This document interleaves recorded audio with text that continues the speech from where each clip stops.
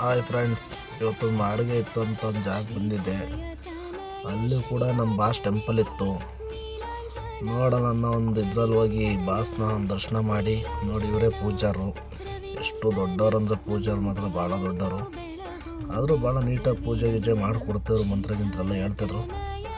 ಮುಗಿಸ್ಕೊಂಡು ಪ್ರಸಾದ ಎಲ್ಲ ನಿಸ್ಕೊಂಡು ಬಾಸ್ನ ನೋಡ್ಕೊಂಡು ಬಾಸ್ ಒಂದು ನಮಸ್ಕಾರ ಮಾಡಿ ದರ್ಶನ ಮಾಡ್ಕೊಂಡು ಬಾಸಿಂದವ ಸ್ವಲ್ಪ ತೀರ್ಥ ಪ್ರಸಾದ ಎಲ್ಲ ಇಸ್ಕೊಂಡು ಮುಂದೆ ಇನ್ನೊಂದು ನಾವೂರಳ್ಳಿ ದೇವಸ್ಥಾನ ಐತೆ, ಅದನ್ನು ನೋಡೋಣ ಅಂತ ಹೋಗ್ತಾಯಿದ್ದೀನಿ. ನೋಡಿ, ಇದೇ ನಾವೂರಳ್ಳಿ ದೇವಸ್ಥಾನ ಹೋಗ್ತಾ ಇದ್ದೀನಿ. ಎಷ್ಟು ದೂರಕ್ಕೊಂದೊಂದು ಅಂತರವಾಗಿ ಒಂದೊಂದು ಗ್ರಹಗಳನ್ನು ಕೂಡ ಕೂರ್ಸಾರೆ ಅಂದರೆ ತುಂಬ ಚೆನ್ನಾಗಿ ಕೂರ್ಸಾರೆ. 9 ಗ್ರಹನೂ ಕೂಡ ನೋಡಿ ಎಷ್ಟೆಷ್ಟು ದೂರಕ್ಕೆ ಅಂದರೆ ಆರಾಮಾಗಿ ಫ್ರೀಯಾಗಿ ಕೂರ್ಸಾರೆ. ಮತ್ತು ಪೂಜೆ ಮಾಡೋದು ಕೂಡ ಅಷ್ಟೇ ಫ್ರೀಯಾಗಿ ವಿಶಾಲವಾಗಿದೆ. ಅದು ಸುತ್ತಕ್ಕಾಗಲಿ ಇದು ಮಾಡೋಕ್ಕಾಗಲಿ ಅಷ್ಟು ಚೆನ್ನಾಗಿ ಮಾಡೋದು. ಅಲ್ಲಿಂದ ಮುಗಿಸ್ಕೊಂಡು ನರಸಿಂಹಸ್ವಾಮಿ ದೇವಸ್ಥಾನ ಅಲ್ಲೇ ಇದೆ. ಇಲ್ಲಿಗೆ ಮೇನ್ ಅಂತ ಕರ್ಕೊಬಂದಿದ್ರು. ಮೊದಲಿಗೆ ಅಲ್ಲಿ ನಮ್ಮ ಬಾಸ್ ಟೆಂಪಲ್ ಸಿಕ್ತು, ಅಲ್ಲೊಂಚೂರು ಪೂಜೆ ಗೀಜೆ ಮಾಡಿಸ್ಕೊಂಡು ಬಂದು. ಇಲ್ಲೇನಪ್ಪ ಅಂದರೆ ವಿಶೇಷ, ಎಲ್ಲ ಕಡೆನೂ ಕೂಡ ನರಸಿಂಹಸ್ವಾಮಿ ಅಂದರೆ ನಾನ್ ವೆಜ್ ಆಗಲ್ಲ, ಮಟನ್ ಗಿಟನ್ ಚಿಕನ್ ಏನೂ ಆಗಲ್ಲ ಅಂತಾರೆ. ಇಲ್ಲಿ ಬಂದು ಈ ಕ್ಷೇತ್ರದಲ್ಲಿ ನಾನ್ ವೆಜ್ಜೇ ಮೇನು. ಕುರಿ ಕೋಳಿ ಎಲ್ಲ ನಡೆಯುತ್ತೆ. ಮತ್ತು ದೊಡ್ಡ ಫಂಕ್ಷನ್ಗಳು ಆಗುತ್ತೆ. ಯಾವುದೇ ಅಂದರೆ ಇಲ್ಲಿ ಬಂದಿರೋಂಥರು ಮನೆ ದೇವರಂತ ಇವರಿಗೆ. ಅವ್ರ ಕಡೆಯಿಂದ ಬಾಡಿಗೆ ಬಂದಿದೆ. ನನಗೂ ಸ್ವಾಮಿ ದರ್ಶನ ಆಯಿತು, ಖುಷಿಯಾಯಿತು. ಎಲ್ಲೂ ಕೂಡ ಈ ಥರ ನೋಡಿರಲಿಲ್ಲ. ಇದೇ ಮೊದಲಿಗೆ ನಾನು ನೋಡಿತ್ತು. ಎಲ್ಲೋದ್ರೂ ಕೂಡ ನರಸಿಂಹಸ್ವಾಮಿಗೆ ಮಟನ್ ಆಗಲ್ಲ ಅನ್ನೋದೇ ಕೇಳ್ಪಟ್ಟಿದ್ದೆ. ಇಲ್ಲಿ ಮಾತ್ರ ಮಟನ್ ಆಗುತ್ತೆ ಅನ್ನೋ ರೀತಿ ವಿಚಾರಗಳು ಬಂತು. ಮತ್ತು ಇಲ್ಲೇನಪ್ಪ ಅಂದರೆ ಪ್ರಸಾದನೂ ಕೂಡ ಐನರು ಇವಾಗ ಬಂದರು. ಪ್ರಸಾದನೂ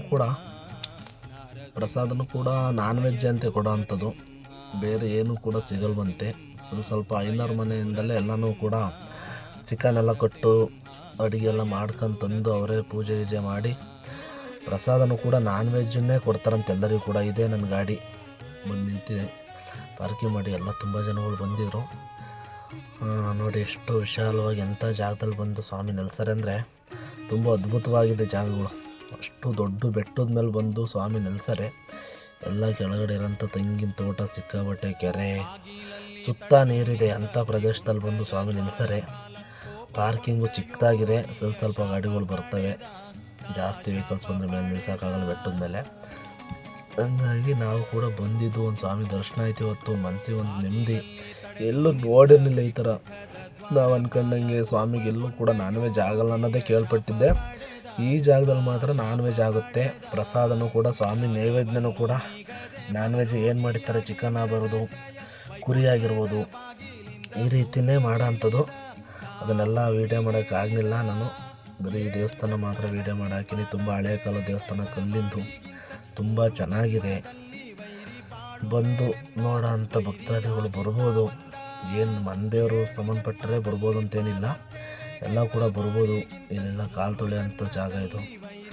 ಅಲ್ಲೇ ನೋಡಿ ತಿಂದೆಲ್ಲ ಪ್ಲೇಟ್ಗಳೆಲ್ಲ ಹಾಕಿ ಹೋಗಾರೆ. ಪ್ರಸಾದ ಚಿಕ್ಕದು. ಯಾವ ಕಡೆ ಬೇರೆ ಬೇರೆ ದೇವಸ್ಥಾನಗಳಲ್ಲಿ ಯಾವ ರೀತಿ ಪಲಾವ್ ರೂಪದಲ್ಲಿ ಕೊಡ್ತಾರೆ, ಅದೇ ಥರ ಇಲ್ಲಿ ನಾನ್ ವೆಜ್ ಬಿರಿಯಾನಿ ಏನು ಮಾಡಿರ್ತಾರೆ ಅಂಥದನ್ನು ಕೊಡ್ತಾರೆ ಪ್ರಸಾದ ಅನ್ನೋ ರೀತಿಯೇ.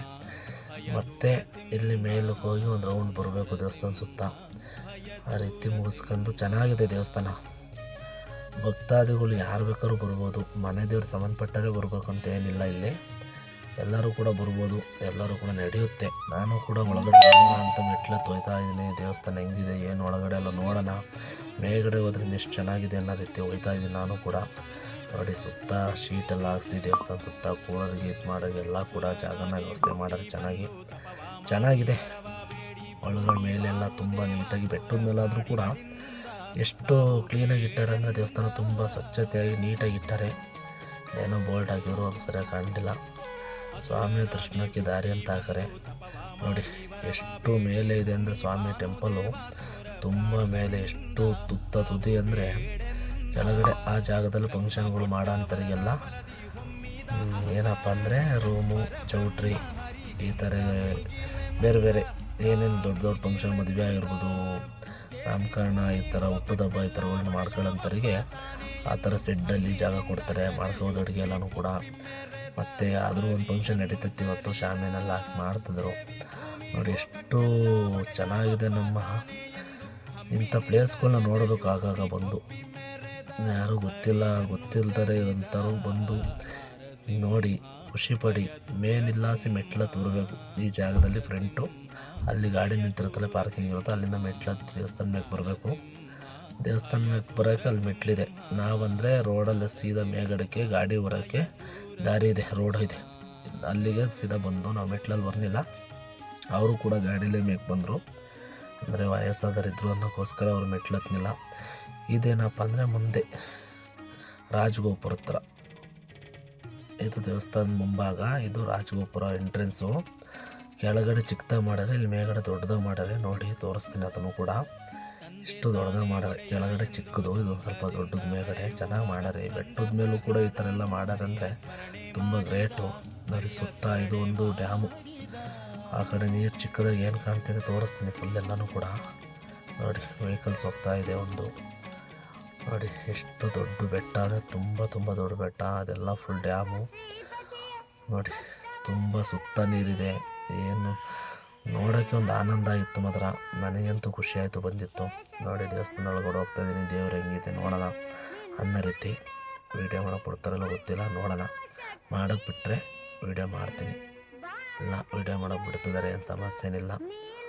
ಇವರೇ ನಾನು ಕರ್ಕೊಬಂದಂಥ ಫ್ಯಾಮಿಲಿ ಎಲ್ಲ ಪೂರ್ತಿ ಇಷ್ಟು ಜನ ಬಂದಿರು. ಪಾಪ ಎಲ್ಲ ಚೆನ್ನಾಗಿ ನೋಡ್ಕೊಂಡ್ರು, ಖುಷಿಯಾಯಿತು.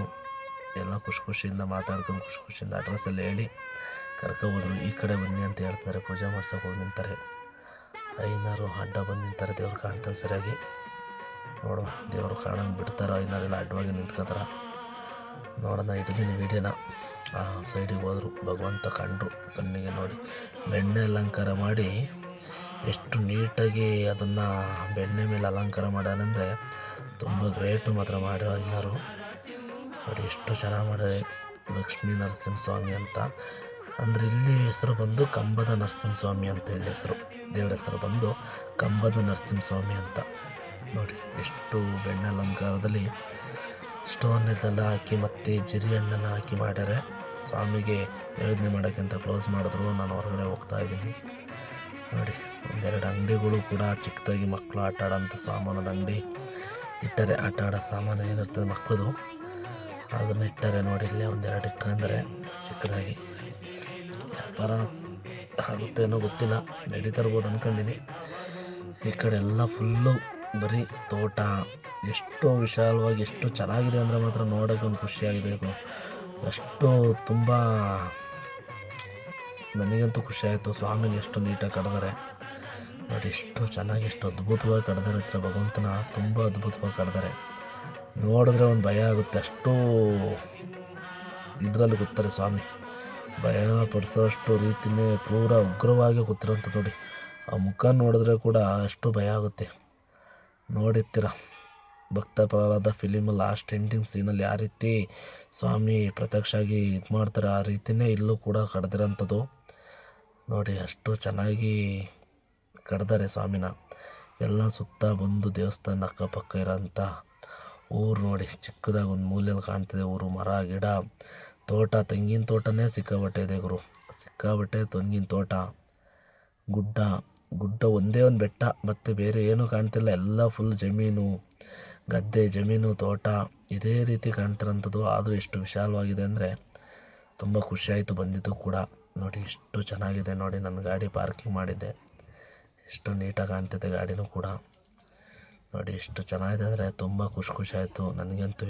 ಇಂಥ ಪ್ಲೇಸ್ ಆಗಾಗ ನೋಡಬೇಕು ಅನ್ನೋದು. ನಾನು ಡ್ರೈವರ್ ಡಿಪಾರ್ಟ್ಮೆಂಟಿಗೆ ಬಂದು ಇಂಥ ತುಂಬ ಪ್ಲೇಸ್ಗಳು ನೋಡಿನಿ. ಇದ್ರೂ ಕೂಡ ಹೊಸ ಪ್ಲೇಸ್ ಇವತ್ತೇ ಫಸ್ಟ್ ನಾನು ನೋಡಿತ್ತು. ನೋಡಿ ಒಂದು ವೆಹಿಕಲ್ಸ್ ಹೋಗ್ತಾ ಇದೆ, ಡೌನು ಸಿಕ್ಕಾಬಟ್ಟೆ, ಈ ಕಡೆಯಿಂದ ಆ ಕಡೆಯಿಂದ ಅಪ್ಪು.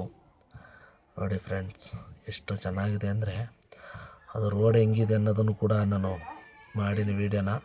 ನೋಡಿ ರೋಡ್ ಯಾವ ಥರ ಇದೆ ಅನ್ನೋದನ್ನು ತೋರಿಸ್ತೀನಿ. ಈ ವಿಡಿಯೋ ಯಾರ್ಯಾರು ಇಷ್ಟ ಆಯಿತು ಅವರೆಲ್ಲ ಲೈಕ್ ಮಾಡಿ, ಕಮೆಂಟ್ ಮಾಡಿ, ಸಬ್ಸ್ಕ್ರೈಬ್ ಮಾಡಿ ಫ್ರೆಂಡ್ಸ್. ಇನ್ನು ಇಂಥ ವೀಡಿಯೋಗಳಲ್ಲಿ ಸಿಗ್ತಿರ್ತೀನಿ ಆಗಾಗ. ಎಲ್ಲರೂ ಕೂಡ ಸಪೋರ್ಟ್ ಮಾಡಿ ಫ್ರೆಂಡ್.